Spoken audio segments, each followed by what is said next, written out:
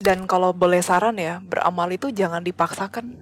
Tunggu sampai kita tuh bener-bener mau, kita bener-bener, oh saya ingin membantu orang tersebut karena dia adalah sesama manusia.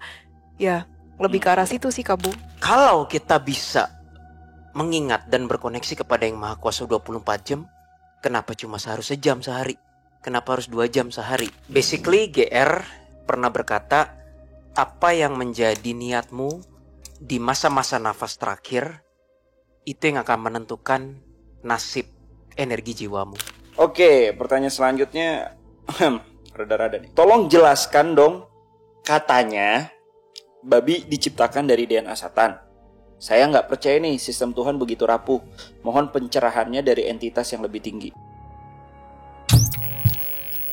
Ada memori Martin Bormann itu, dia kayak nodongin ke depan. Dia bukan benar-benar mau bukan, tapi dia tuh kayak ngerasa dasar gue bilang gini, mendingan lu aja deh.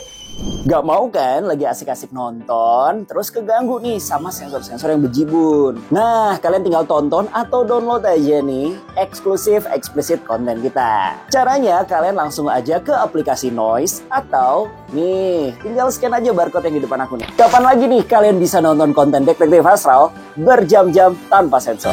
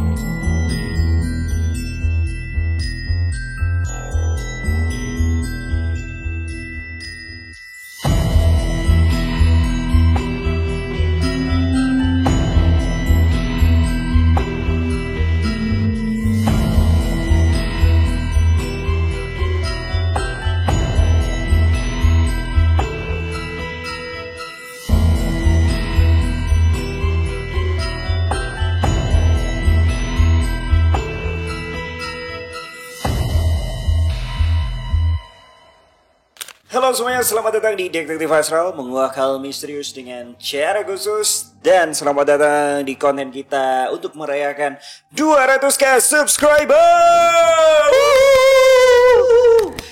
Dan kalimat pertama kali yang keluar untuk konten kali ini adalah terima kasih untuk seluruh para The Clients ataupun para penonton yang baru subscribe dan udah support kita dari 0 subscriber until now mencapai angka 200.000.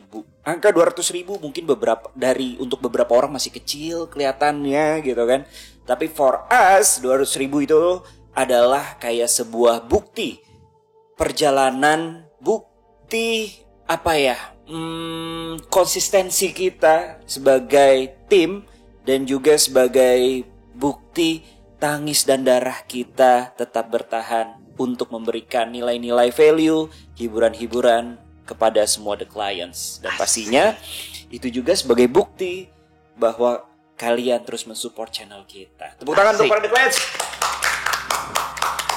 Gila. Karena 200.000 subscriber gitu ya kan. Lihat dong Jesselyn, keren banget ya kan. Udah keren-keren pakai sendal masih swallow. Gue bingung sih. Gak masuk kamera. Gak masuk kamera. Gitu tunjukin lagi.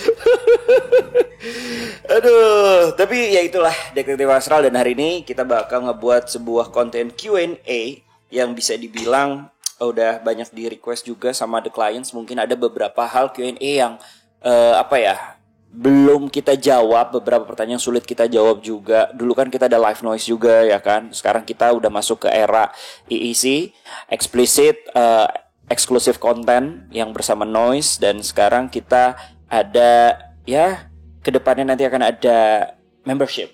Kamu kacamatanya imut. Yoi baru. Tunjukin dong warna frame-nya dong. Woi, udah kelihatan ya. Warnanya ungu gitu. Ungu kan? Kagak ungu gara-gara ini. Oh iya. Kamu ngeliatnya juga ungu ya? Iya ungu.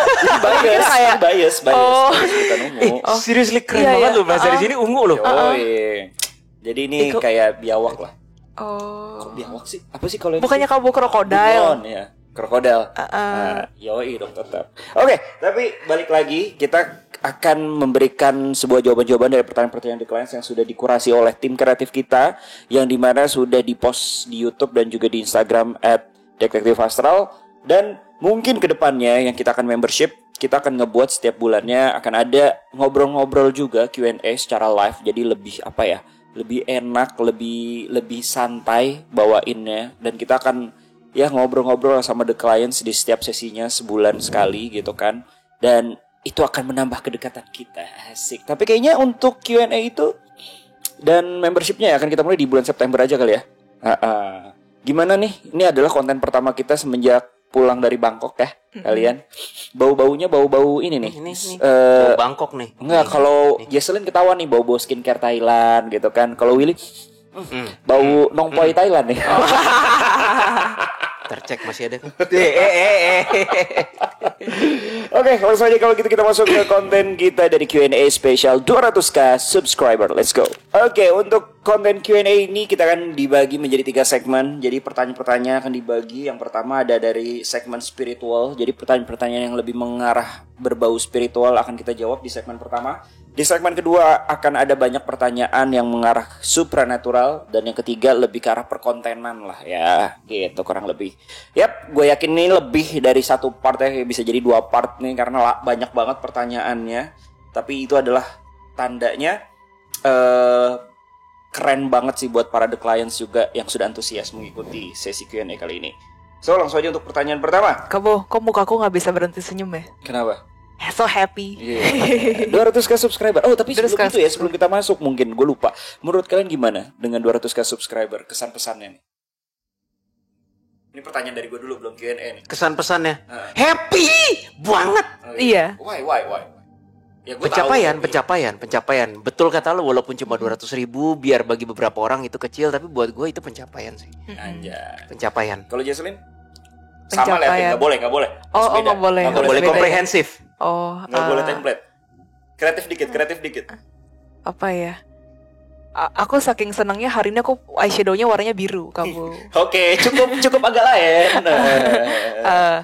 Dan saking senangnya aku ngeliatin terus baju kamu. Wih. Emang unik, bukan unik, keren banget sih. Thank you. Ini Thailand punya kan? Iya. Tapi kalau ngomongin soal 200k subscriber ya, dari 150 sampai ke 200 itu tuh agak lumayan berat sih sebenarnya ya. Iya. Agak lumayan lama gitu kan. Tapi di situ memang kita sudah sadar sih bahwa konten dari Detektif Astral ini memang bukan yang majority gitu kan. Majority konten kayak ya cerita-cerita podcast ataupun tentang storytelling atau apa gitu kan. Tapi memang ya kita agak lain juga sih sebagai content creator horror ya. Tapi ya kita senangnya kita masih diterima sih sama para clients, para masyarakat Indonesia ataupun orang-orang Indonesia yang berada di luar negeri itu banyak banget gitu kan. Thank you banget. Oke, kalau gitu langsung aja kita masuk ke pertanyaan pertama. Ini kita mengarah lebih ke arah spiritual terlebih dahulu ya. Oke, mau tanya dong dari akun Instagram nih ya. Sofia Rohmatix ada di sini. Mau tanya dong Kak, kalau dalam kacamata spiritual, apakah kalau mau berbagi harus disertai rasa ikhlas? Kalau berbagi tanpa disertai rasa ikhlas, apakah sia-sia? Terima kasih, selamat untuk 200k subscribernya, semoga terus menanjak. Amin. Milestone selanjutnya 1 juta kok, tenang aja. Amin. Berbagi kalau kita benar-benar ikhlas itu rasanya lebih afdol ya teman-teman. Dan secara kacamata kubu kanan juga kan sebenarnya kubu kanan kan melihat dari hati ya. Jadi lebih cucok meong gitu ibaratnya. Tapi kalau misalnya berbagi tapi kurang dengan rasa ikhlas, daripada kayak gitu ya kenapa harus berbagi kalau misalkan emang gak ikhlas gitu. Ya mendingan tunggu aja misalnya momennya gitu, ketika kita ngerasa ikhlas kita baru berbagi, karena itu hasilnya jauh lebih baik juga ya menurut aku ya, ke si penerimanya, baik yang memberi dan baik si penerimanya gitu Kapu. Tapi ada juga kata-kata yang bilang gitu kan ya, bahwa berbagi itu atau kita beramal ya, kalau bisa ikhlas, jangan mengharapkan sebuah feedback. Yes, setuju. Itu sangat amat setuju. Feedbacknya juga bukan feedback.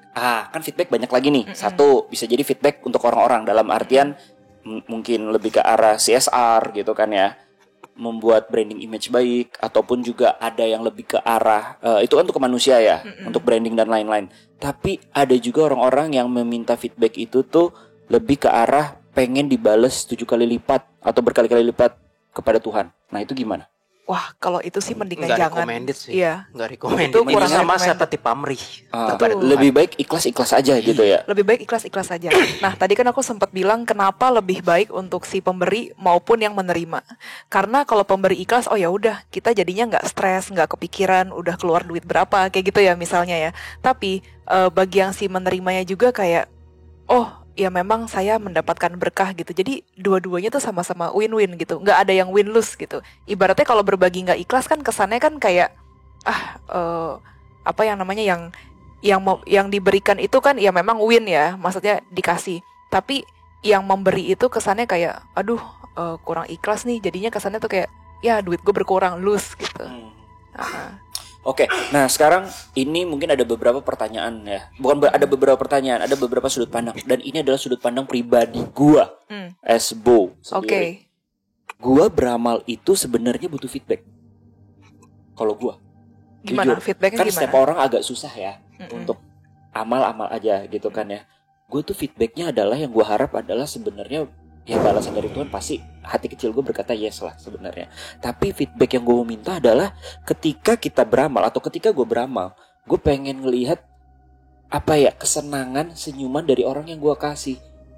Apakah itu worth it atau tidak? Makanya gue tuh kalau beramal gue ngeliat, ya kan. Contohnya mungkin gue nggak langsung tuh kan, kalau lu ke mall-mall atau ke tempat ramai lah, kan banyak tuh yang minta-minta. Gue nggak suka ngasih ke situ. Gue nyari malah lagi di jalan atau apa, ada kakek-kakek atau tua apa gitu kan, terus gue kasih aja gitu kan, karena dia out of nowhere gitu kan, dan bukan emang niat dia untuk minta-minta. Gue lebih suka yang kayak situ kalau gue pribadi ya. Tapi feedback yang gue mau tangkap apaan? Itu adalah kepuasan batin gue untuk bisa menyenangkan si orang tersebut. Itu sih yang bikin hati gue kayak nggak tau, itu kenikmatan bagi gue. Itu feedback yang gue mau terima. Itu salah gak sih? Enggak sih. Nah, gue tanggepin ya. Dari pertanyaan itu gue bukan jawab tapi memberi tanggapan. Ya. sorry the clients. Ini gue lagi batuk. Biasa habis dari Bangkok. Sukanya yang bengkok-bengkok kan. Sebenarnya mau dari lu cerita panjang lebar, beramal, berbagi cara lu, Jesslyn mencerita caranya Jesslyn, nggak ada yang benar, nggak ada yang salah. Nggak ada yang salah menurut gue. It's everything, it's fine as long as itu dengan nilai positif ya. Tapi kalau bagi gue, berbagi atau beramal atau berbuat baik atau ikhlas itu pada level berikutnya harus diuji konsistensinya. Dan ketika konsistensi itu diuji, kata ikhlas tidaklah lagi relevan. Yang ada devotions, pengabdian. Think about it seperti orang tua terhadap anak. Emang kita bisa bilang orang tua ikhlas ngebesarin anak? Ikhlas kan? Irrelevan kan? Iya. Ikhlas mungkin dalam konteks kayak kalau anaknya happy, anaknya nurut. Nah sekarang kalau anaknya bandel, emang orang tuanya kayak ada juga gila, bangun pagi gue mesti ngasih makan anak gue, nyekolahin. Akibatnya bukan ikhlas lagi, tapi devotions, kewajiban. Nah kalau kewajiban tuh konotasinya seakan-akan nggak spiritual, makanya gue bilang devotions. Kalau gue begini sekarang, misalnya mau berbagi atau beramal, yes, pakai rasional dulu, jangan orang sembarangan kayak lu beramal bisa-bisa itu ntar penodong kan males kan, Bo. Bener yang lu bilang tadi, kayak gue ngelihat orang tua gini-gini. Tapi setelah itu selesai, waktunya gue action, udah gue nggak mau mikir apapun. Itu bentuk pengabdian pada Tuhan. Perkara tuh orang terima atau enggak, gue nggak mau tahu. Perkara tuh orang happy atau enggak, gue nggak mau tahu. Perkara gue ngasih, gue abis itu happy atau enggak, gue nggak mau tahu. Yang gue tahu, this is bentuk pengabdian gue terhadap sesama ciptaan. Betul. Itu next levelnya menurut gue ya. Gue bisa salah. Tapi ketika dia harus konsistensi dalam hal ikhlas dan berbuat baik atau beramal, itu diuji banget sih. Ikhlas gak akan selamanya ada, Bo.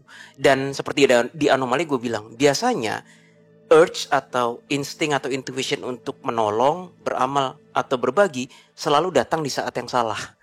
Selalu. Disitulah justru urge paling besarnya. Pertanyaannya siap gak lo? Gitu. Kalau pertanyaan gue balik, gimana? Ini kan lu ngeliat dari, gue nggak tahu dari pengalaman lu, ada nggak sih lu ngelihat kayak bentuk amal? Ya kan sebenarnya kan gue pengen bertanya deh, lebih ke arah ada nggak sih kalau lu lihat dari sudut pandang supernaturalnya, energi ketika ada orang beramal atau lu beramal itu kayak gimana sih? Lu kan that's a good indigo. questions. Ini kan lu indigo, dalam artian lu bisa ngelihat sebuah energi, paham kan? Ketika lu beramal, energi apa yang sebenarnya dikeluarkan? Dari sisi pengamalnya ya. Iya. Oke, ini sebenarnya dari beberapa orang yang gue lihat sih. Ketika si pengamal atau pembagi atau ya itulah yang berbuat, dia nggak mikir apapun, nggak mikir pamrih apapun, itu energinya murni banget, untainted, nggak bisa dimasukin ke pikiran, nggak bisa. Gila, itu orang murni banget. Sekali ada satu bibit kayak gue berbuat ini supaya Tuhan begini, gue berbuat ini supaya orang itu ini, gue berbuat ini, itu langsung energinya kayak ada sedikit. Warnanya kayak gimana sih, atau lu bisa visualkan? Bukan gitu warna, maksud gua? lebih ke kayak nggak murni aja energinya, gimana ya? Agak corrupted dikit Iya, kayak anggap aja energi murni itu justru nggak berbentuk. kayak kuah. Kayak kuah, thank you. Kayak kuah. Berarti gimana? Jadi kalau misalnya orang yang bener-bener nggak ada beramal nih, contoh aku nih beramal, di badan aku ada apa, bentukannya kayak gimana gitu. Oke. Misalnya ikhlas banget gitu ya. Kerasanya tuh bener-bener bening gitu. Bening. Oh, Iya, jadi ada lapisan. lapisan kayak Iya. kuah gitu, bening gitu. Bening. Iya. Tapi kalau dia ikhlasnya sedikit atau kayak Ada gua campur bumbunya. dikit, ada bumbunya jadi agak kuning-kuning. Iya, gitu. misalnya bumbu kari, kayak gitu, atau bumbu apa? Kalau bener-bener ikhlas dia kuah bening gitu, air. Iya, air. kuah bening, bener-bener air gitu. Iya. Jadi bener ya, dalam konteksnya kita berbuat baik itu pasti dalam sudut pandang supranaturalnya kan, karena nggak bisa kita lihat. Orang biasa nggak bisa ngeliat dong. Cuma oh ya dia berbuat amal, udah titik gitu kan. Tapi kan kalau untuk orang-orang yang kayak lu pada, gila bener dia beramal ikhlas banget, kelihatan energinya. Jadi memang real ya, bukan cuma karena ya kan ada yang berpikir mungkin ya teman-teman di sini atau teman-teman di luar sana, itu mah cuma dokterin doang gitu. Kan ada yang kayak gitu juga kan. Tapi that's real things. Dan kalau boleh saran ya, beramal itu jangan dipaksakan. Tunggu sampai kita tuh bener-bener mau, kita bener-bener saya ingin membantu orang tersebut karena dia adalah sesama manusia. Ya, lebih ke arah situ sih, Kabu. Dan beramal itu bukan hanya materi kan? Iya. Waktu Ilmu, juga bisa. waktu, Iya. Orang tua terhadap anak itu udah lebih dari sekedar beramal. Itu Iya. kewajiban sih. Loh, Kewajiban karena anak. karena orang berpikir beramal. Kalau dipikir-pikir beramal, lu dalam setahun berapa kali sih? Orang tua lu 24 jam men sama anak, atau anak 24 jam sama orang tua. Jadi makanya gue bilang pengabdian, devotions adalah next level dari beramal. Gitu. Maksud gue beramal kepada orang tua. Anak beramal kepada orang tua. Dalam artian membantu orang tua. Itu udah kewajiban, bukan beramal lagi. Menurut gue ya. Iya. Lu 24 jam dari kecil diurus, terus pas udah gede lu punya duit, Itu lu lupain. bakti itu namanya. Kalau lu lupain namanya lu Ya, jangan dilupain. jadi lupain lah. Sekejam apapun orang tua lah ya. Oke. Untuk soal itu clear ya. Oke, kita Clear. masuk ke pertanyaan selanjutnya. Jesselyn kalau mau atau Bri Willy ada pertanyaan yang menurut kalian menarik, boleh? Mau Enggak lihat? apa-apa, biar Bow yang Biar dari bawa. Kabo dulu. Nah, ini ada juga nih. Hai DA, cara ibadah seperti apa sih yang disukai oleh Tuhan? Terima kasih udah mau jawab pertanyaanku. Salam sehat untuk semua tim Detektif Astral. Silakan Kak Willy. Universal ya. Cara ibadah yang disukai oleh Tuhan ya. Jujur, gue nggak bisa jawab pertanyaan yang itu. Karena buat gue irrelevan. Jadi kalau kita bisa mengingat dan berkoneksi kepada yang Maha Kuasa 24 jam, kenapa cuma seharusnya sejam sehari? Kenapa harus 2 jam sehari?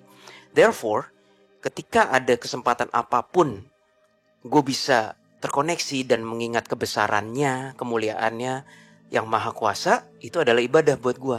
Dan karena setiap hari gue selalu melatih diri gue seperti itu, gue udah gak tahu lagi arti ibadah tuh apa. Ibadah buat gue udah mirip sama seperti lu fokus ke nafas lu, fokus ke lu siang ini makan, malam. Nah ini Bow, bentuk kayak kewajiban, tapi the next level lagi ya apa ya? Pengabdian, something that I do every day. Jadi kalau ditanya bentuk ibadah seperti apa yang disukai Tuhan, sekali lagi gue gak bisa jawab. Tapi kalau dari pengalaman gue, probably ibadah yang 100% disadari, tidak dipaksakan, namun ketika itu datang diikuti dengan sadar. Bangun pagi, kadang gue dapat momen, kadang gue gak dapat. Bersyukur ketika bangun. Iya, kadang gue dapat, kadang gue gak dapat loh. Mau tidur, kadang gue dapat feelingnya, kadang gue nggak dapat. Lagi random, lagi BAB, kadang gue dapat. Pokoknya dalam 24 jam, apapun yang gue ngerasa gue bisa terkoneksi dengan yang Maha Kuasa, gue lakukan. Karena gue tahu dengan usaha aja, lu nggak bisa connect 24 jam. Apalagi lu tentuin cuma dalam sehari 5 kali, 6 kali, 8 kali, 9 kali gitu loh, Bow. Dan juga ibadah ini kan konteksnya luas ya. Luas. Ya kan, apalagi kalau kita bagi lagi dengan kepercayaan masing-masing, Iya. ya itu kan luas lagi. Betul. Gitu loh. Sama lah halnya mungkin kalau gua sebagai muslim, ibadah itu kan dilakukan dengan cara sholat 5 waktu gitu kan. Ya balik lagi ya, kalau sholatnya itu tanpa hati menurut gua karena paksaan atau cuma mulut doang, gerakan apalan, kalau kata gue sih gak nyentuh sih. Itu nggak ada efek. Gak ada efek Tapi sih. sekarang begini. Itu cuma olahraga doang. Iya. Lu sholat 5 enggak dong, waktu. olahraga aja masih ada efek. Iya, ya maksudnya itu ya cuma gerakan aja lah. Tapi Jess, ini aku mau tanya Bow ya dan semua teman-teman muslim, sholat 5 waktu sekalipun nggak setiap kali lu dapet kan 5-5-nya feelingnya kan. Ada yang momen kayak anjir kok susah banget ya konsennya, iya kan? Itu yang udah disiplin aja masih susah loh. Apalagi kita nggak disiplin atau nggak ada kemauan sama sekali. That's why kalau gue pakai metode yang lebih fleksibel, tapi tiap kali gue dapet langsung dijabanin feeling itu. Betul. Nggak bisa diatur men, momen kayak gitu. Bener sih. Nggak bisa diatur. Gue nggak bisa ngatur Iya. momen. Kalau itu. gue misalnya sholat 5 waktu ya, momen yang paling enak bagi gue adalah ketika subuh atau enggak maghrib. Itu dapat banget kalau gue ya. Karena sisanya agak nanggung aja menurut gue. Malah mager biasanya. Mager gitu kan. Aduh, Isa lagi nih. Aduh, udah lagi ngegame masih kasih. Ntar aja. Ntar aja lupa deh gue. Pasti ada juga Jangan yang ditur ya, The Clients. pasti ada juga yang pas kalau yang siang hari apa namanya? Zuhur. Iya, pasti ada juga yang pas zuhur konsentrasi. Ada juga kan? Ada karena Di kan kantor, waktunya. bersyukur atas makan siangnya dan jauh dari istri nggak dimarahin. Sorry enggak. Bercanda. Oke, pertanyaannya selanjutnya, apakah kalau kita punya niat di dunia agar nanti saat sudah meninggal masih bisa ada di dimensi manusia karena sesuatu yang belum dicapai, apakah bisa dilaksanakan? Apakah itu kehendak Tuhan juga? Basically GR pernah berkata, apa yang menjadi niatmu di masa-masa nafas terakhir itu yang akan menentukan nasib energi jiwamu. Itu yang menjelaskan teman-teman The Client semua kenapa ada roh yang mungkin dia belongs to kubu kanan, tapi gentayangannya sampai ratusan tahun. Contoh kalau di Anomali dan DA itu yang sekarang udah jadi HB, Hansol. Hansol waktu itu dia adalah orang Korea. Setelah dia meninggal dengan cara menghabisi keluarganya sendiri di medan perang, dia menghabisi dirinya sendiri. The moment dia menghabisi dirinya sendiri, dia bertekad kayak, aku gak mau meninggalkan dunia ini sebelum Korea menjadi lebih better. Setelah Jepang angkat kaki dari Korea, barulah Hansol naik. Tapi akibatnya Hansol gentayangan ratusan tahun. Gitu teman-teman. Kira singkatnya begitu. Oke, jadi jawabannya iya ya. Berhati-hatilah dengan keinginanmu lah. Ya istilahnya kalau memang masih diizinkan Tuhan ya itu terjadi, kalau tidak ya tidak. Balik lagi semua atas kehendak Dia. D-nya besar. Oke, kalau gitu langsung aja masuk ke pertanyaan selanjutnya. Kenapa Boleh ada kasih yang tambah? contoh nggak? Boleh. Jadi misalnya nih sebelum meninggal kita keinginannya, aduh aku belum pengen naik gitu, nanti aja deh, masih pengen ngelihat keluarga.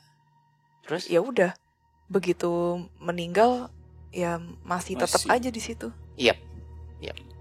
Itu kalau diizinkan juga. Ya itu pun kalau diizinkan sih. Gitu guys. Next. Oke, pertanyaan selanjutnya. Dear DA, apakah normal jika kita berdoa dengan khusyuk, tangan dan badan terasa hangat, kadang badan terasa bergoyang? Apakah itu energi doa atau gangguan luar? Terima kasih. Wah, itu sih mesti dianalisa lebih lanjut ya bagi yang nanya. Tapi yang dia alami itu banyak sekali dialami oleh para pendoa lain sih. Tapi nggak setiap kali kan masalahnya. Itu butuh extra assessment, Bo. Ya. Nggak bisa cuma dari pertanyaan doang. Faktornya macam-macam. Pas ketika dia ngerasain gitu, dia dirasa takut, damai atau apa, itu layer pertama. Betul. Ada lagi layer kedua, layer ketiga. Panjang proseduralnya. Gue juga kadang suka goyang sih. Ternyata gue belum makan. Udah pasti jokes, soalnya kerasa aja nggak tahu kenapa. Ada intuisinya. Jadi balik lagi depends on situation. Jadi kita nggak bisa jawab itu secara gamblang. Nggak Tapi bisa. jika kalau gue pertanyaan yang gue tambahin, jika memang ketika terjadi assessment, memang khusyuk banget, bergetar, apakah itu tandanya ada energi yang masuk atau apa gitu, bro? Ini kita berandai-andai memang itu ternyata khusyuk dan ternyata memang dia berada di assessment yang memang ya energi baik yang datang, apakah bisa sampai menimbulkan goyangan tersebut, bro ya? Istilahnya getaran lah. Walaupun ini masih 50% keyakinan jawaban gue, karena walaupun gue sendiri bergerak di bidang energi, tapi kan this is not something yang bisa dibakukan kan, Bow. Gue kalau disuruh ngajar nggak bisa gue, karena nggak mampu. Gimana cara ngajarin? Tapi yes, jawaban dari pertanyaan lu, gue rasa bisa tapping into energi itu. Oke. Masalahnya setiap orang beda-beda ketika mencapai gelombang otak tertentu. Ada yang tiba-tiba jadi bisa dengar bunyi jauh banget. Ada yang bentuknya energi. Gua rasa yang dialami orang itu cuma salah satu manifestasi kepekaan ekstra yang sebenarnya setiap manusia punya ketika manusia mencapai gelombang tertentu di otak, katakanlah alfa atau theta. Tapi setiap orang berbeda-beda. Ada yang jadi enhance, sekali lagi enhance pendengaran, atau goyang sendiri, atau bahkan bisa ngerasa pikiran tetangga. Gue nggak tahu kan. Dan bisa jadi juga itu bukan energi baik juga, atau energi lain. Bisa. Contohnya yang pernah kita pelajarin itu dukun Korea, mereka kan nari kan. Oh iya, bisa mengakses itu ya nggak sih? Bisa, iya. Ya, bisa. jadi ya depends lagi ya, balik lagi ya. Tergantung sih. Oke nih, pertanyaan selanjutnya, bagaimana cara meningkatkan kesadaran spiritual? Wah, ini udah banyak banget nih. Iya, ini udah banyak banget teman-teman, baik di channel DA ataupun Anomali. Tapi gue jawab secara singkat aja deh. Banyak sekali yang bertanya pertanyaan ini. Tetapi spiritual bukanlah sesuatu yang seakan-akan ditemukan di sebuah kitab atau prosedural 1, 2, 3, ada SOP-nya, lalu teman-teman mengikuti. Nah, ini cara yang benar. Gua agak sedih, banyak sekali orang yang seperti itu, Bo. Orang bertanya bagaimana meningkatkan kesadaran spiritual, seakan-akan seperti itu adalah sebuah panduan yang baku dan mesti ditulis, dan ini yang benar, yang itu yang salah, yang itu yang bukan. Pada dasarnya, every actions, every thought, bahasa Indonesia, setiap pikiran, setiap ucapan, dan setiap sikap yang kita keluar dari, maksudnya yang keluar dari jiwa kita, sadari betul itu semua apa, itu udah latihan spiritual. Sesimpel itu, teman-teman.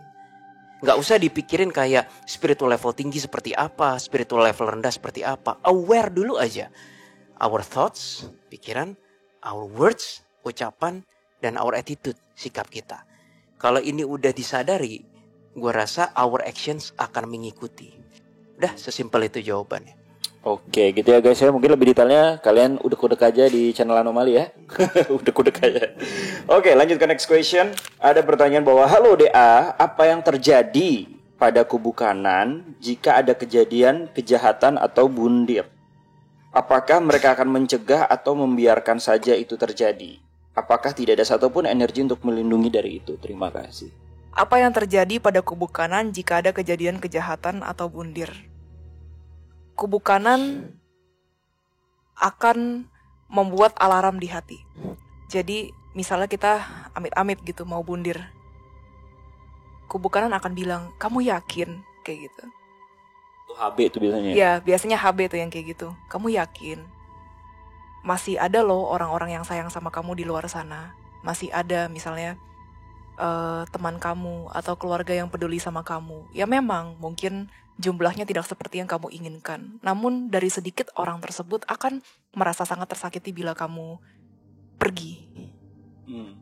Biasanya ada alarm seperti itu. Lalu ini pertanyaan yang selanjutnya. Apakah mereka akan mencegah atau membiarkan saja itu terjadi? Ya itu tadi, bisa mencegah. Tapi kalau kita ingin melakukan actionnya, mereka nggak bisa nyegah apapun. Kayak karena misalnya itu free will nggak sih? Itu free will. Kita amit-amit gitu ya, mau loncat gitu ya.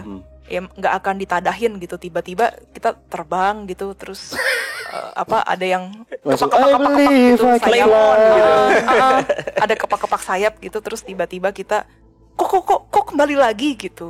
Nggak seperti itu, teman-teman.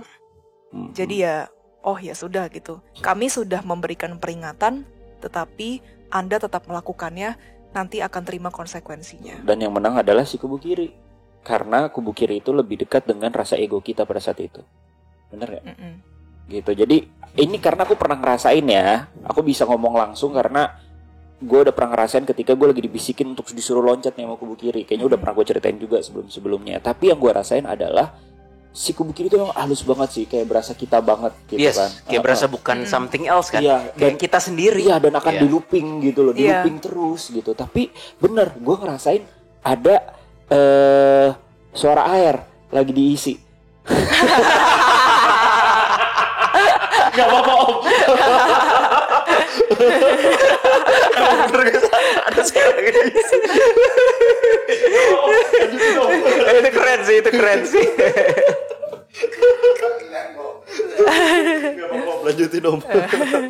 Lanjut kamu. Tapi lucu sih. Lucu. Gue gak nyangka lo ngomong gitu. Gue juga gak sadar gitu. Karena gue lagi pas lagi ngomong mendengarkan.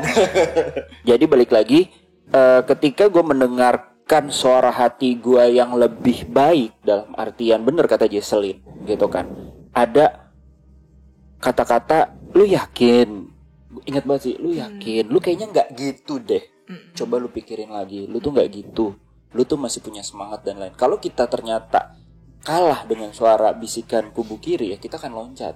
Nah tapi ternyata gue lebih mendengarkan suara kubu kanan tersebut gitu kan, untuk tidak gue loncat gitu sih. Dan mungkin ada satu faktor lagi sih, ada faktor fear juga di dalamnya. Anjir, loncat dari lantai 10 serem juga cok.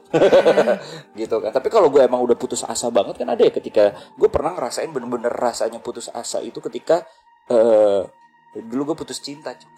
Pertama kali, broken heart pertama kali, iya kan. Udah lama banget 2000. Itu emang bener-bener kayak gue gak mau hidup lagi. Buat apa gue hidup, what for? Tapi pas kita bayangin lagi, anjing tolol banget gue dulu ya.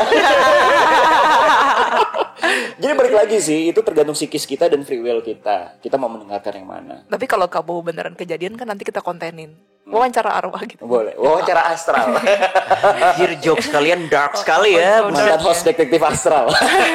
Amit-amit, jangan sampai, Oke, jangan sampai. gitu Jangan ya guys kamu ya, masih banyak yang sayang. Amit. Ya amit-amit. Oke, pertanyaan selanjutnya nih, bagaimana jiwa anak di bawah umur yang misalkan dia bundir karena broken home? Apakah tetap mendapatkan pengampunan dari Tuhan sedangkan anak tersebut mungkin belum bisa berpikir dewasa? Dan request tim DA bahas Mahabharata. Terima kasih, nanti ya diisi mungkin. Masalahnya DA jarang banget nemu arwah anak kecil yang bundir. Kasusnya juga jarang sih. Hampir nggak pernah ada. Ya, kalau ngelihat arwah yang bukan dari kasus klien ya, yang anak kecil yang kadang-kadang gue yakin itu korban bundir, beberapa kali sering lihat sih. Tapi susah dianalisa, Bo. Ada kasus di Indo, sempet. Kita belum pernah bahas sih, inget gak sih? Ada yang terbaru ya, ini yang terbaru kan ada beberapa nih. Ada yang terbaru, gue nggak tahu ini karena disuruh orang tuanya atau apa. Contohnya yang kemarin yang loncat dari apartemen. Oh iya, itu paling dekat, jawaban paling dekat mungkin kasus itu. Boleh. Tapi ada juga nih yang terbaru. Jadi dia itu tuh karena ditinggal sama suaminya, tuh berdua ditemukan udah jadi kerangka berdua. Ditinggal suaminya. Oh, ibu sama orang tuanya, anak ya? Sama anak. Iya, Tapi iya, nulis iya. surat wasiatnya di tembok. Tapi Tapi gue yakin itu bukan dia yang nulis sih, karena tulisan ibunya sama anaknya sama. Paham gak? berarti anaknya ditulis sama ibunya. Nah, mungkin dari kasus yang berkaca kemarin lah, yang loncat dari apartemen yang itu tuh, yang di Jakarta Utara. Gimana Bro Will? Walaupun itu jatuhnya bukan anak sih ya. Ya, itu terpaksa juga sih, dipaksa sih. Gue nggak dikasih jawaban langsung ya, tapi GR tuh cuma ngasih jawaban yang indirect dan nggak menjawab sebenarnya. GR cuma bilang, pada dasarnya anak kecil will to live-nya itu lebih kencang daripada orang dewasa. Karena masih murni. Kalau sampai ada kejadian anak kecil bundir, itu intervensi orang dewasa sudah pasti, hampir dipastikan ada, kata GR. Ya. Gitu. Betul. Secara psikologi dan secara logisnya ya bener sih. Ada gak sih kasus kayak dia dari kecil tapi itu sakit sih? Kayaknya pasti mungkin karena disiksa mulu tiap Makanya hari. gue bilang sama orang tua. Bener, ada intervensi. Iya, Betul. bener. jarang sih kasusnya. Mesti diteliti lagi. Oh ya mungkin kita mesti nyomot ntar cari arwah di mana gitu. Atau ya, enggak ya kecil. nyari kasus gitu kan. Kita belum studi Iya. kasus guys. Nanti ya Belum. kita studi kasus dulu ya. Tapi nggak segampang itu nemuin kasus yang kayak gitu. Aneh sih. Kalau banyak-banyak sih remaja sama dewasa ya Kak Bu ya, Iya, yang tapi kalau melakukan kayak tindakan literally anak di tersebut. bawah umur apa balita gitu. Balita. Wah, susah. 1 sampai 10 tahun lah gue yakin juga masih susah. Iya, susah. Oke, selanjutnya salam. Bisa tolong dijelaskan mengenai bahwa nama kita sudah dicatat di dalam kitab kehidupan. Lantas, yang mana nama kita yang tercatat jika kita sudah bereinkarnasi beberapa kali? Tolong minta jawabannya dari kubu kanan ya. Nama yang akan dicatat ketika kalian meninggal adalah nama yang sekarang. Sebenarnya nama itu adalah kode bagi para jiwa yang memiliki sifat dan latar belakang serta panggilan yang berbeda. tidak ada hubungannya dengan reinkarnasi, karena reinkarnasi adalah beberapa kehidupan untuk membantu manusia tersebut bertumbuh, namun tidak dengan nama. Misalnya, kehidupan lampau itu memakai nama yang lampau. Kehidupan sekarang, dan ketika kalian akan meninggal nanti, itu memakai nama dari kehidupan yang sekarang, kata Keris. Setuju? Sudah sangat komprehensif. Gimana Keris? Nama di dunia atau nama yang ada di sana? Kalau nama yang di sana itu masih rahasia. Kata Keris gitu. Nama yang di sana itu masih rahasia. Tapi ketika kita meninggal, untuk kode, untuk mengetahui bahwa jiwa kita tuh dipanggil, pakai nama yang sekarang. Jadi nama yang sekarang itu ya sebagai pengingat aja atau kayak kode, oh jiwa ini sudah diambil, kayak gitu. Gue coba tanggapi ya teman-teman. Ini kan dibilang bahwa nama kita sudah dicatat di dalam kitab kehidupan. Kayaknya definisi kitab kehidupannya sendiri aja nih pasti beda-beda nih setiap orang nih. Dan cara DA bekerja pun dalam menangani klien pun beda-beda. Kitab kehidupan mana? Kitab kehidupan menurut terminologi kepercayaan Tiongkok beda. Menurut agama Hindu beda. I'm not sure di agama Katolik Kristen ada kitab kehidupan sih, nggak ada kayak gitu-gitu. Itu kan lebih emang kayak cerita-cerita di kalau di film-film tuh kayak cerita Tiongkok gitu kan. Nah, kalau cara kerja gua, Jesslyn, DA ke klien, kalau misalnya klien nanya nih, tolong dong liatin papa namanya sekian namanya. Itu biasanya gua selalu mohon pada Tuhan, in this case Grim Reaper. KGR minta izin, namanya adalah bla bla bla bla bla bla. Ini fotonya. Biasanya di vision gua, ini hanya vision ya teman-teman, terserah teman-teman mau nganggep ini halu atau apa. Di vision gua ada GR dengan tampangnya yang ya memang serem, tapi GR gitu. Dia kayak siapa namanya Dik gitu, terus dia kayak set ada atau belum di sini atau belum atau sudah take off. Nah di situ gue hanya bisa ngelihat di situ aja ya Jess ya. Sekali dua kali, bukan sekali dua kali, beberapa kali cukup sering GR langsung bilang tidak di dimensi ini. Tapi pasti pakai nama yang masih ada di bumi kan? Yes, kalau udah tidak di dimensi ini, gue udah nggak mau ngelihat itu di mana. Biasanya sih kalau nggak either di dimensi iblis. Nah ini teman-teman cek lagi klasifikasi dimensi setelah kematian. Videonya ada di anomali. Kalau nggak di dimensi iblis, di dimensi distopia, di dimensi yang I don't know lah gitu.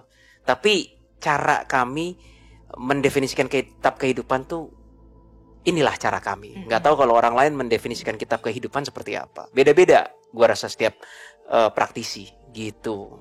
Tambahan terakhir teman-teman, sebenarnya gue pernah sempat dapat fitur yang kesannya halu banget dan gue nggak mau pakai lagi. Nggak tahu kenapa, kayak gue ngerasa terlalu melangkahi Tuhan aja. Jadi mengenai kitab kehidupan itu, dulu gue pernah melihat tiap kali cek nama orang ya, baik yang masih hidup ataupun yang sudah meninggal, aku ngeliat 3 buku Jess. Warna jangan pilih. Mereka belum siap, kata Keris. Oh belum ya, jangan aku beritahu ya Keris. Tapi kan kenapa itu? Mereka belum siap. Baik, oke, Keris. Oke. Ya gimana ya? Kepo deh ya, biarkan yang rahasia tetaplah menjadi rahasia. Oke guys, so itu aja cukup untuk dari segmen spiritual ya. Jadi sekali lagi tungguin aja nanti ketika kita udah up membership ya kan, nanti di YouTube bulan September. Ya mau spiritual, supernatural ataupun agak-agak pribadi soal kita. Tapi kalau nggak yang terlalu pribadi banget, bisalah kita istilahnya ngobrol-ngobrol di Q&A tersebut ya. Jadi ya bisa lebih enak lah tektokannya sama kalian gitu kan. Karena by chat juga mungkin ada yang kurang jelas. Misalnya ada pertanyaan, oh kalau kayak gitu nih gimana? Nah itu kita bisa berinteraksi banget ketika nanti kita buat live Q&A di YouTube membership. Oke, ditunggu guys. Kita langsung masuk aja ke segmen selanjutnya.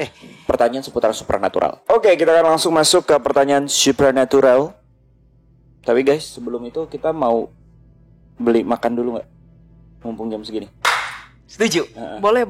Ini nggak dipotong di kamera kan, biar ketahuan bahwa kita nggak setting-settingan. Mau pesen makan dulu nggak mumpung jam segini? Boleh. Jadi bentar lagi juga azan kan. Udah kelar ngonten. Makanan udah siap, kita sekalian makan sekalian. Oke guys, kita udah break beli makan dulu tadi ya. Tinggal nunggu konten selesai kita makan. Yeay. Semoga kalian yang belum makan jangan lupa makan. Kalau belum makan sini Paduka Bowl suapin. Kok serem ya? Gue pikir paduka makan kamu gitu. Enggak ya? Nah, suapin pakai pisau. Kabo suapinnya sambil pakai G-string gitu kan. Waduh. Wah. Udah tahu kan guys, yang pikirannya bersih dan agak-agak kotor. Iya ya, kok aku 18 plus juga ya pikirannya ya. Kenapa ya? Kayak ketularan ini sih dari masih ada Kabo. energi Bangkoknya. Dalam nama Indonesia pergi kau Bangkok. Gak, ini ketularan Kabo. Oke, kita masuk ke pertanyaan pertama tentang segmen supernatural. Tapi gua nggak tahu nih pertanyaan pertama ini masuknya spiritual apa supernatural ya. Tapi nggak apa-apa deh. Langsung aja gue tanyain. Halo tim DA, saya mau tanya bagaimana pandangan tim DA tentang mukjizat Tuhan. Apakah beneran ada atau itu adalah hasil dari karma baik yang telah berbuah? Terima kasih tim DA. Sebenarnya keduanya berkesinambungan, Kabo. Jadi baik itu karma baik sama yang diberikan sama Tuhan ya tadi. Mukjizat. Iya, mukjizat yang diberikan sama Tuhan gitu. Jadi kayak itu dong, kayak ada lagu atau acara TV ya. Mukjizat itu nyata. Mukjizat tuh beneran ada. Beneran ada, tapi ada hal yang berbuah juga dari karma baik. Ada juga hal yang berbuah dari karma baik. Dan itu that's two different things. Betul. Dan kalau saran aku sih nggak perlu dipikirin banget yang kayak gimana ya. Yang penting kan seenggaknya kita buat baik aja. Iya, gitu. Mau pahala atau balik lagi berbuat baik atau beramal atau apapun itu tanpa pamrih. Betul. Jangan ada feedback. Ikhlas aja gitu. Ada tambahan Bro Will dari lu? Cukup? Dari Seven Prime. Berat. Silakan.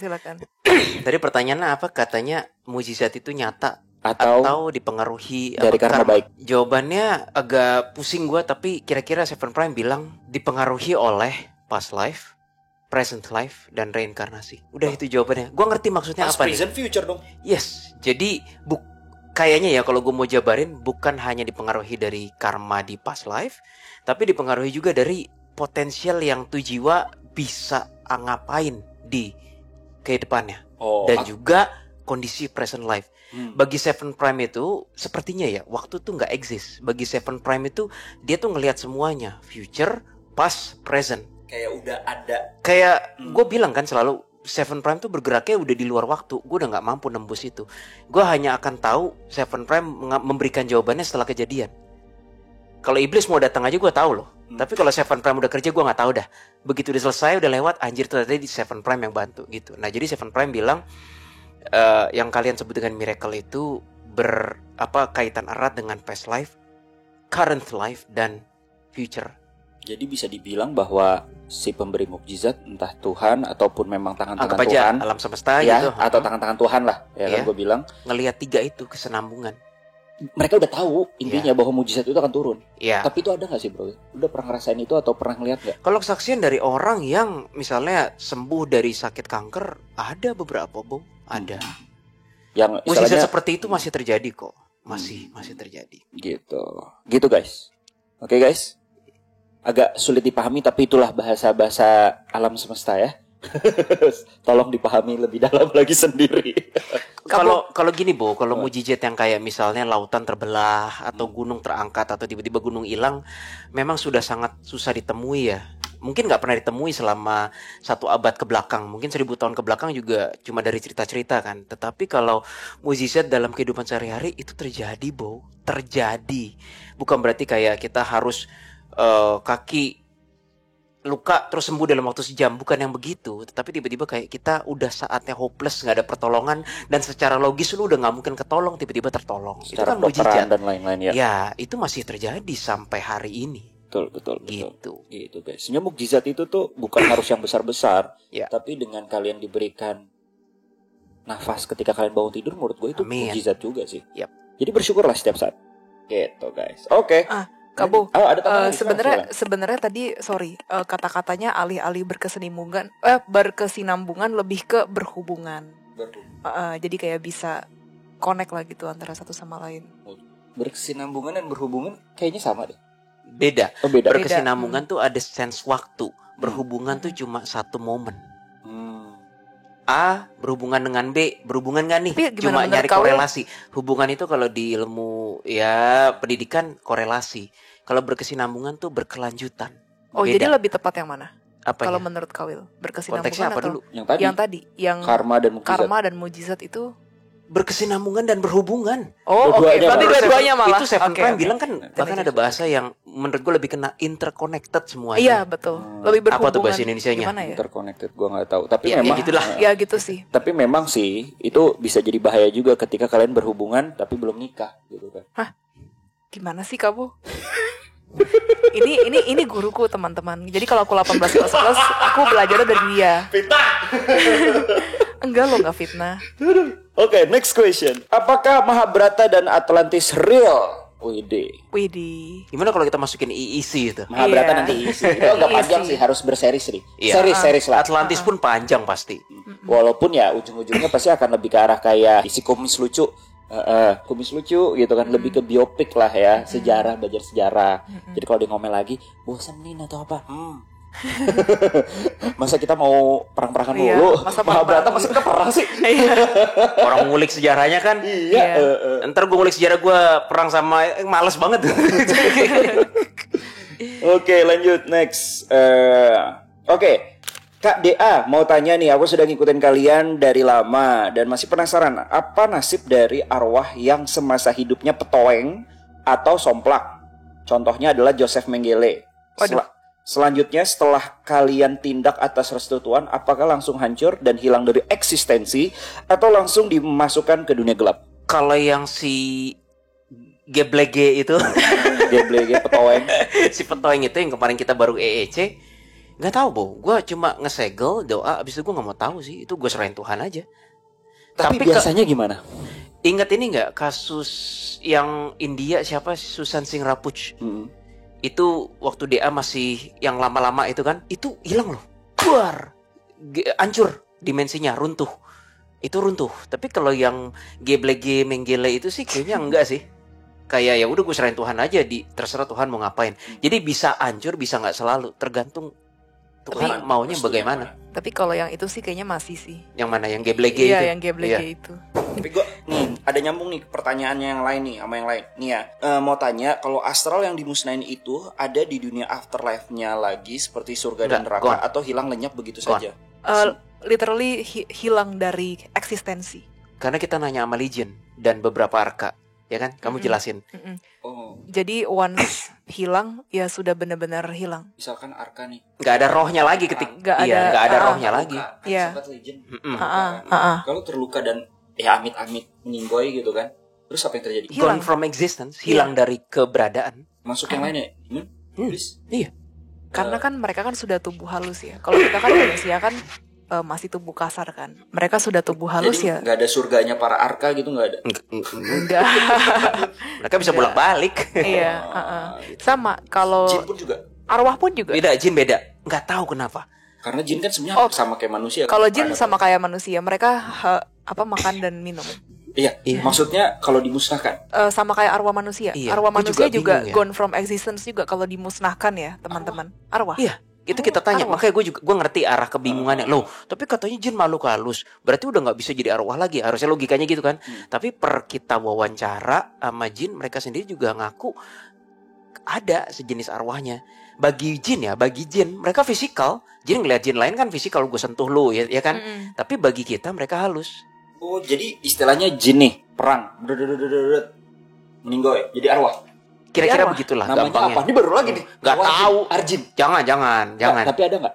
Lu pernah nemuin nggak? Arwah jin. Belum, sejauh ini belum. Tapi Karena boleh tuh. kita beda dimensi sih. Jadi- Sama mereka kan paralel soalnya. Tapi masa lu Tapi nggak- satu hal yang gue bingung ya. Tapi belum pernah kita temuin ini. Yang ini sorry agak out of topic. Yang sering gue ini kan udah masuk supernatural ya.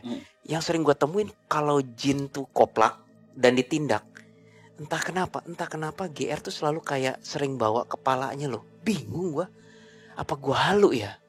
Iya kan sering banget kan. GR tuh kayak bawa entah kepala entah apa kayak tanda laporan. Tapi kenapa mesti kepala ya? Tapi ya gue nggak tahu, dulu mungkin bisa nanya sama Kubukanan, Grim Reaper lah terutama, ya kan. Kalau memang misalkan si arwah jinnya itu udah dead gitu kan ya, arwahnya itu memang berkeliaran aja karena mereka udah halus kan, basicnya udah halus juga walaupun agak kasar, berbeda ya sama yang lain-lain.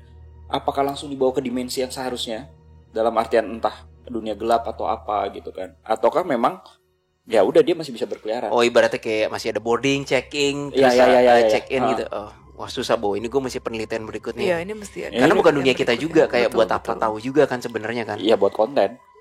Iya bener juga sih. Bener. Kasih kita waktu deh. Oke, itu akan menjadi nanti ya di Q&A mungkin next ketika membership. Selanjutnya, bener gak sih kalau sinar bulan itu energinya negatif daripada energi matahari yang positif? Itu nanti kita jawab di II sih. Oh iya deh, series. Oh serius iya. ya? Gimana ngomongnya? Lo yang lebih itu? Ya intinya nih soal perbulanan lah ya. Gue juga agak kepo karena kan gini. Ini akan masuk ke pembahasan juga ya. Walaupun kita sampai detik ini nih kita buat konten kali ini kita belum mulai penelitian ya tentang bulan belum gitu kan.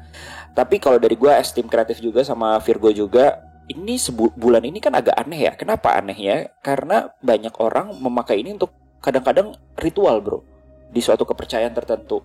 Ada yang bilangnya positif, tapi ada juga kok ala-ala agak-agak negatif juga. Contohnya kayak kenapa serigala ketika ada bulan purnama baru berubah jadi werewolf, walaupun itu cuma folklore ya gitu kan. Tapi kan ada ke arah-arahnya gitu juga. Atau enggak kita tahu lah ijo-ijo ya kan. Ada juga kepercayaan bahwa mandi di sumur ini ya kan malam-malam gitu bulan purnama energinya lebih wow. Apalagi terus juga malam satu suro ya kan, mandiinnya malam-malam dibawa terus dikeringinnya atau di sinar bulan dimandiinnya. Itu dikeringin di sinar bulan, mana kering ya? Iya juga sih. Kayaknya lebih ke angin sih yang ngeringin gak sih? Bener sih, sama hair dryer gitu kan. Kalau dikeringin di panas matahari masih bisa ya. Tapi jangan sampai masuk angin aja sih. Tenang, mereka biasanya bawa tolak angin. Oh iya. Karena ingat, orang pintar minum tolak angin. Dan yang punya barang-barang pusaka rata-rata orang pintar. Ya udah masuk deh. Bener kan? Iya bener. Emang iya ya? Kadang-kadang gitu sih. Sudahlah yuk guys. Next question. Bukannya relatif ya, maksudnya ada yang pintar, ada yang enggak juga. Ya. Sebutannya. Oh sorry orang pintar ya. Oh my god, aku agak petoweng. Sorry. Gak nyambung lagi. Iya. Oke, pertanyaan selanjutnya. Rada-rada nih. Tolong jelaskan dong, katanya babi diciptakan dari DNA Satan. Saya nggak percaya nih sistem Tuhan begitu rapuh. Mohon pencerahannya dari entitas yang lebih tinggi. Gua juga nggak percaya sih terus terang. Tapi ya sudahlah. Kalau harus menjawab, aku juga enggak sih. Kamu nggak percaya juga ya? Kayaknya pertanyaannya seperti membandingkan satu pertanyaan yang sains, satu lagi non sains. Jadi kayaknya sih irrelevan ya, Bo. Maksudnya begini, Satan dipercaya adalah makhluk halus, ya kan? Bukan fisikal kan? Nah, makhluk halus itu gimana membuktikannya? Susah kan? Sedangkan DNA, gue lupa singkatannya deoxyribonucleic acid atau apa. Itu kan mengacu pada sains. Itu kan molekul dari organisme. Which is itu kan scientific banget, alias fisikal. Jadi pertanyaannya membandingkan sesuatu yang non fisikal dengan fisikal, kayaknya sih udah pasti nggak ketemu ya, Bo ya. Yang satu mewakili DNA tuh yang ada strandnya itu adalah mewakili organisme yang terdiri dari fisikal nih. Yang satu yang nggak bisa dibuktikan keberadaannya. Jadi emang pertanyaannya kayaknya nggak kena. Makanya gue mengatakan memilih nggak percaya. Begitu pula dengan misalnya kalau ada yang beranggapan bahwa ini baru anggapan doang ya, makhluk halus itu terdiri dari unsur-unsur tertentu gitu. Tapi unsurnya ngambil dari referensi bumi, Bo. Misalnya makhluk halus yang negatif unsurnya virus atau bakteri, itu juga irrelevan menurut gua. Karena yang satu ngambil dari kacamata saintifik, yang satu lagi nggak bisa disaintifikan. Jadi nggak nyambung menurut gue.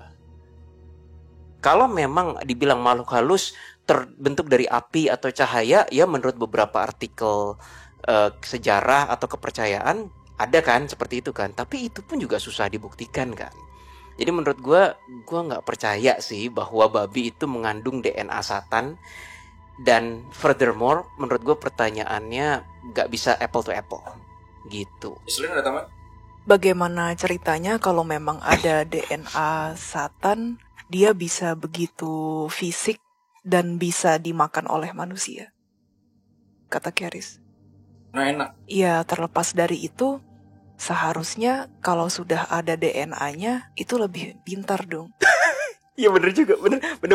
Maksudnya dia tidak akan bener diternakan, kata Keris, tidak akan diternakan seperti selayaknya hewan.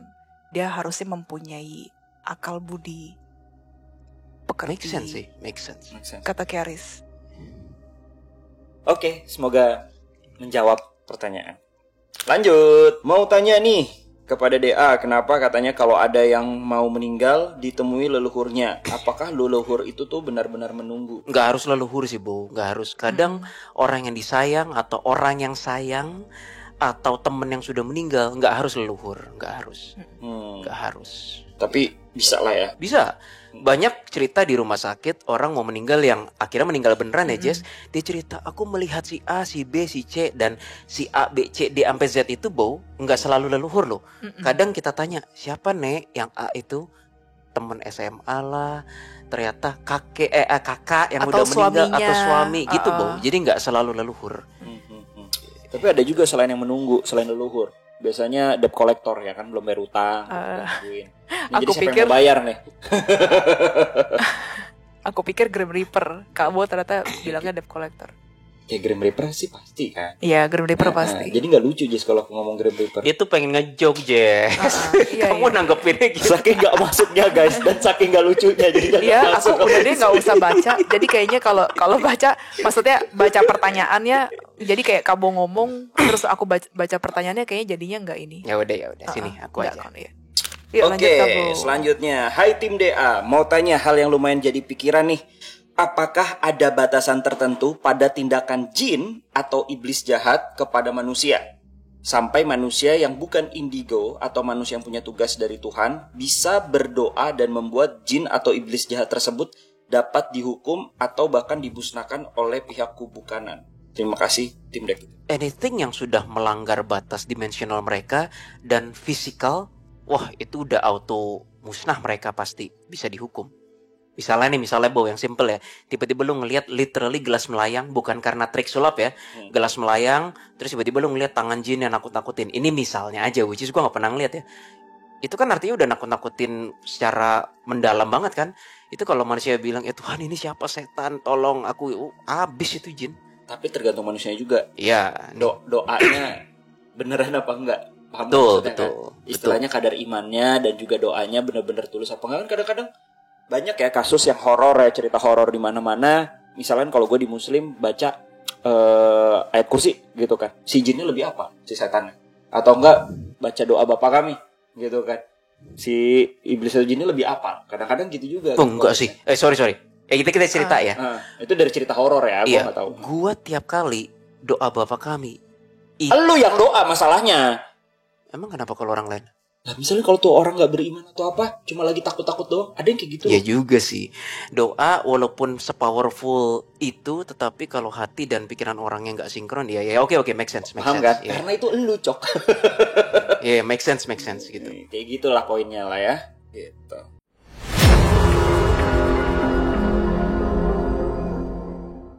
Lu tau nggak Bu, kisah-kisah fallen atau malaikat yang dihukum Tuhan tuh per anomali waktu awal-awal berdiri, itu sedih dan seakan-akan Tuhan kejem banget loh, seakan-akan ya. Tapi make sense. Lo bayangin malaikat misalnya lupa bangun, terus lupa nyalain matahari semenit aja, kayak apa dunia?